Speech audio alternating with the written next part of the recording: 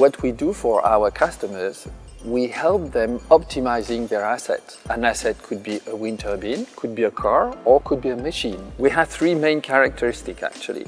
Number one, we've automated AI, so we build AI with empathy. Number two, we can deploy AI where it needs to be. So basically, it could be in the cloud, it could be at the edge, or it could be in the object itself, so that the object is still smart even when not connected. Last but not least, we bring what we call asset intelligence. It means that a user can understand the prediction, and the prediction is actionable.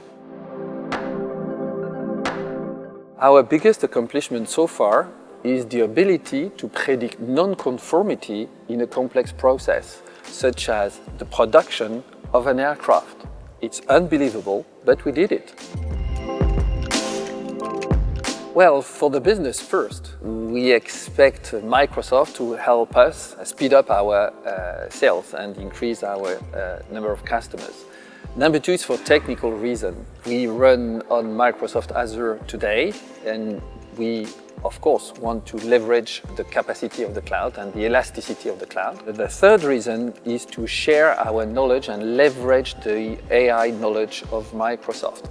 We have common values such as AI at the edge, elasticity in the cloud, and these are two main characteristics we need to deploy properly our solution.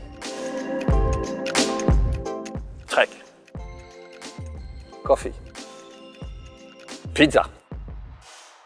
Go. Satya Nadella. Although I like Nutella. Mac. Sorry guys, Steve Jobs. Both.